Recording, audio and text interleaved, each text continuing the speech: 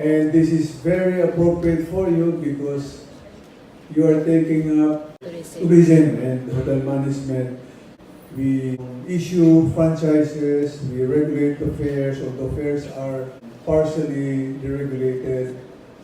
The basic duty of the CAB is actually to grow and develop the aviation industry in the Philippines, to develop our aviation network and our air connectivity. No country in the world, remember this, no country in the world will ever succeed unless there is an aviation network that connects that country to the major markets of the world. Air travel supports tourism, investments, public convenience, and a lot of things. No? It is the lifeline of every nation. And so air travel is a critical enabler of economic activity.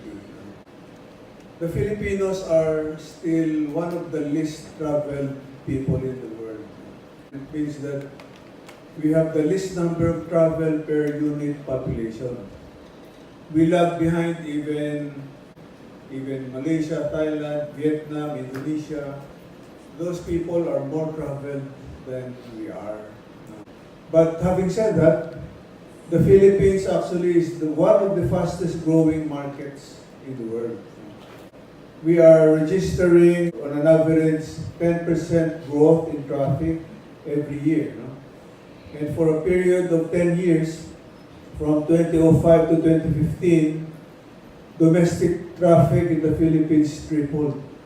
And that is a very, very unprecedented rate of growth in the world. So more and more Filipinos are traveling.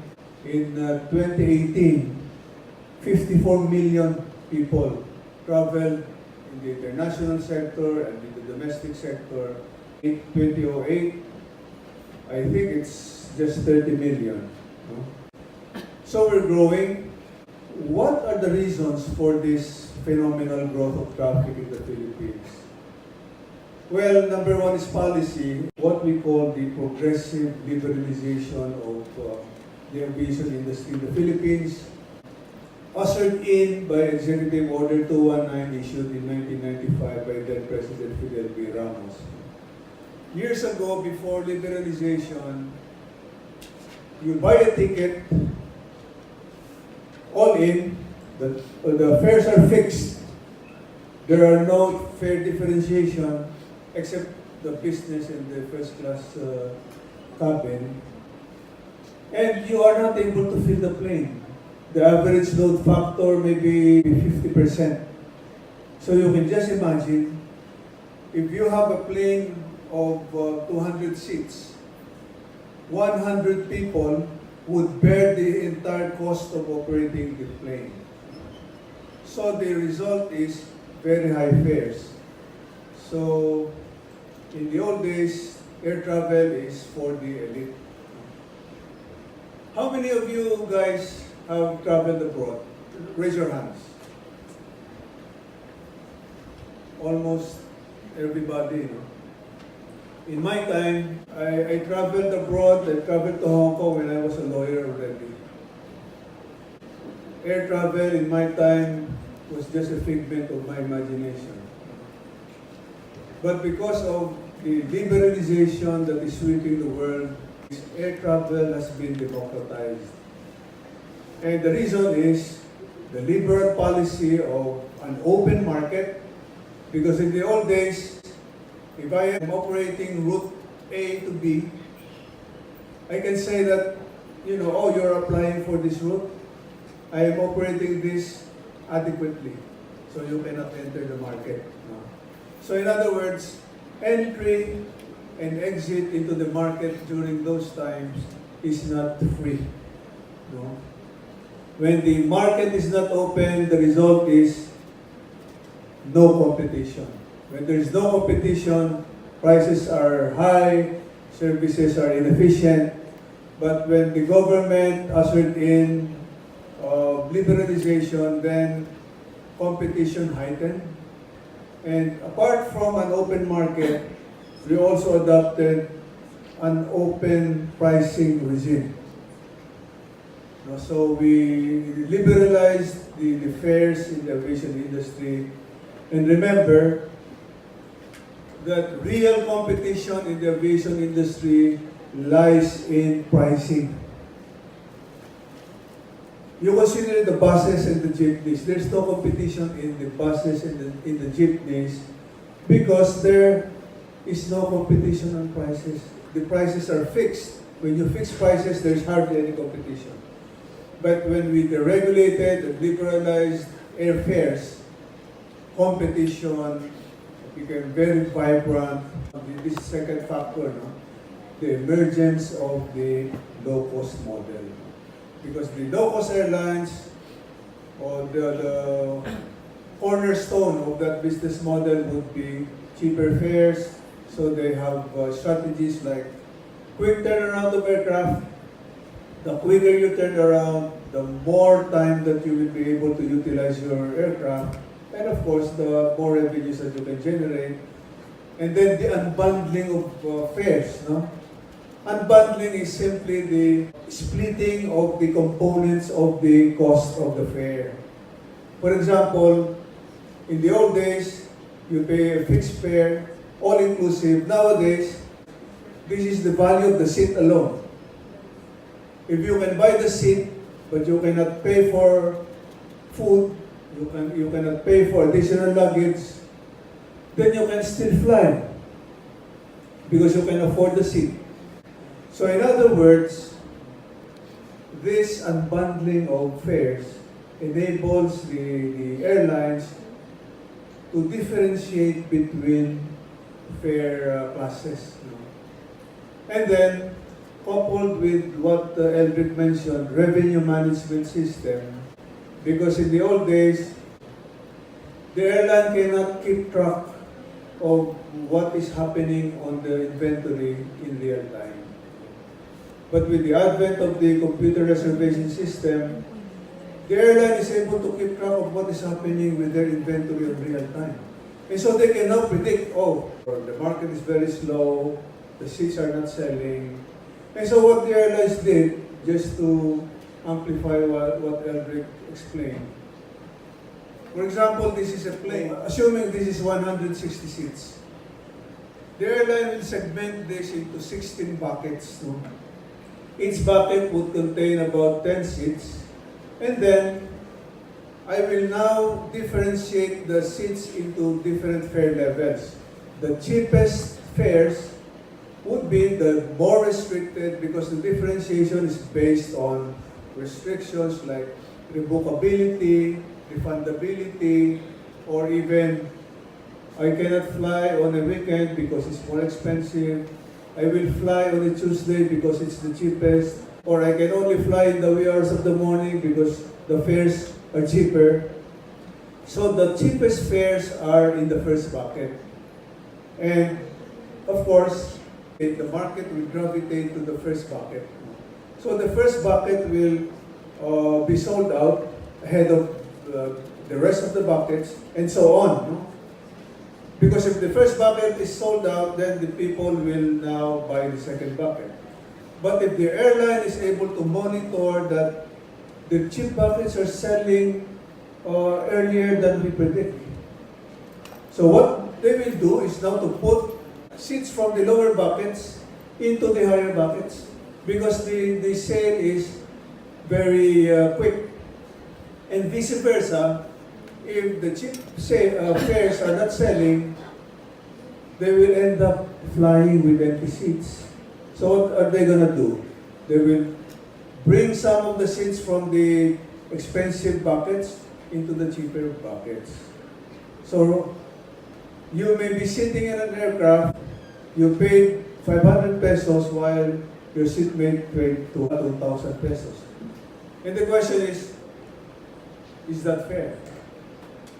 Quite a difficult question, but to my mind, it evens out because maybe today I'm a leisure traveler. A leisure traveler is willing to wait, willing to look for the cheapest fares, is willing to adjust his schedule.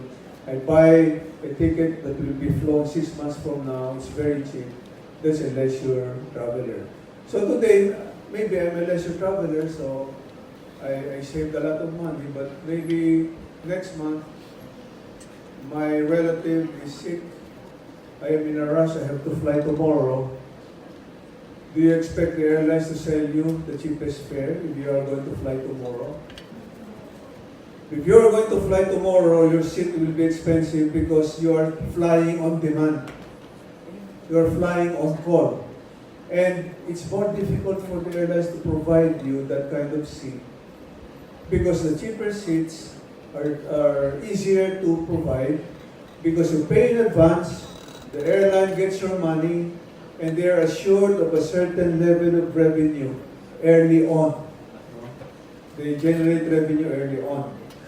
But with regard to the expensive seats, the airline would reserve, say, 10 seats on the last day in the hope that there would be last-minute travelers. But if the 10 seats are not sold, then they lose the 10 seats. So in other words, it's more expensive to provide those seats which are available on call. So what we are talking here about is about, I want you to have an understanding of fare differentiation, like this is cheap because this is not revocable, not refundable, you cannot fly it on a weekend. You have to understand that when people ask you, if you are in the travel agency or the hotel or the airline, you should be able to learn that there is such a thing as price differentiation and price discrimination and revenue management system. Because of these developments, policy of liberalization, unbundling of fares, the emergence of the low-cost carriers, and what else? A revenue management system. The confluence of all of these elements is really pushing, driving the market, making the Philippines one of the fastest growing aviation markets in the world. And it makes us proud. You know why? It's not only about trade, it's not only about tourism, it's not only about investments. There is a social benefit to it. I'm very happy when I see Filipinos abroad, not as waiters, not as, of course it's honorable to work abroad, but I'm so proud to see Filipinos as tourists. Everywhere you go, you find Filipinos as tourists. The rate of Filipinos traveling to other countries is really expanding. And what is the social benefit? You look at Facebook, so many pictures of young people like you posing in the good sites abroad, in the monuments, and it makes you feel good, you know. When you travel, they say that traveling is like reading a book. And when you do not travel, you only read one page of the book.